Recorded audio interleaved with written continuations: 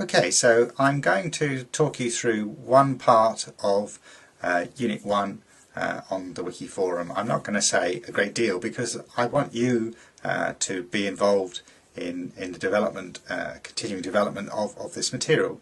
So I set this up as a wiki for a particular reason. For me, a wiki functions as a knowledge base.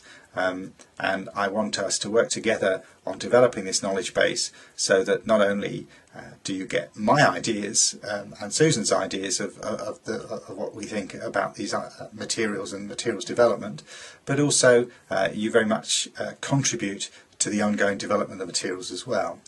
Now, one of the areas that I've worked on a fair amount on these materials is a starting point for ideas that come from other disciplines, theories and fields, and you'll find this about halfway down the Unit 1 page. And I've got a series of different topic areas in there that I think actually they're areas that we can't really ignore if we're going to be doing serious educational courseware development in order to make an effective piece of material. You not only have to work and develop that material, but you also have to think through the kinds of ideas that are represented here. We've already been looking at the discussion of task 1 and 2 on the forum, so I'm going to leave that for the time being, but that, you know, again is the background, that issue of, you know, the differences between learning and teaching, and the way that we see people who are experts and the way that we see people who are developing skills in a certain area. But of course all of those things are informed by a wide range of topic areas. So for example here we've got the big topics of psychology, we've got educational psychology, which of course is a branch of psychology, but it's something that we're specifically interested in terms of the way that we perceive that, the developments of psychology. We've got a topic like individual differences. We've got different aspects of, you know, the educational domain itself, and one area that's particularly interesting is the debate between formal and informal education, and we'll be coming back to that. Different pedagogies as well, or different methodologies as they're sometimes called. So I put 3 examples onto the wiki. I talked about experiential learning, inquiry-based learning, that some of you will have experienced or will experience as part of the psychology of language learning module, and then a very much more traditional perspective, the perspective of transmission. We're then going to explore how different subject areas deal with these subjects, because of course the different domains, the sciences, the arts, the humanities and vocational education and other aspects of education are also important here, because to some extent the way that the particular subject areas are set up and the way they work will have an impact on the choices you make as educators.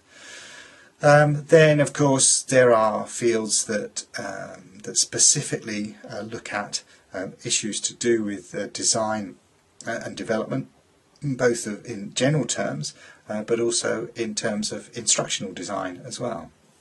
So there's the field of instructional design, which has its roots in the more behaviouristic end of the psychological spectrum, and over the years has developed into something that has taken into account some of the other sort of theoretical bases that we'll be exploring. There's then design itself, I mean the much more general field of design, and there are 2 people there who quite often referred to both in the literature on computer-based learning, but also in other areas as well. So there's the well-known Norman book called The Design of Everyday Things, and there's the term affordance, which Gibson coined originally, which we can discuss in more detail. And then there's the field of human-computer interaction. Again, put 3 names up there of people who again you come across quite regularly in these fields, but of course there are plenty of other people who are involved in that area. And the final topic of course that has an impact on what we do is the evaluation process, and there are a couple of examples of people who are involved in that as well, or articles and website that we'd like you to look at. So you'll see that Nielsen appears both in the design, in the HCI area as well as in the evaluation. So I'm going to leave that for the time being, but come back to that and give you specific instructions about what I want you to do in terms of actually developing the base of materials here, the knowledge base, because I want you to be engaging this. So you'll see that within the wiki at the moment there are a couple of the areas that are linked. So the design area has a particular link, so if you click on the design area it takes you into a piece of material that you'll find a video accompanying it of me talking about the issue of evaluation design and design of educational courseware. And then there's another more general introductory video that maybe gets you thinking about design in general and the issues that are there. So that's one of the links that's on that page.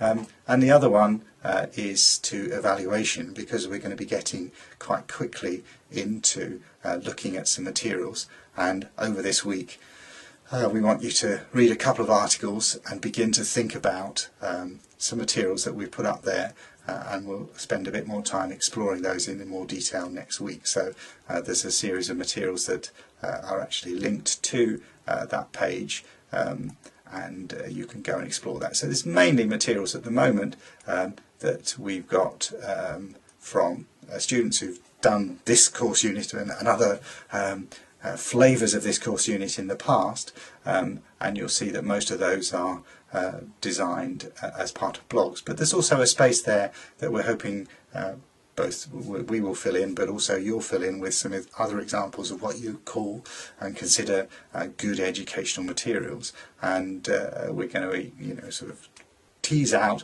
what we think are the issues there. So that's basically the way that this course unit is going to work.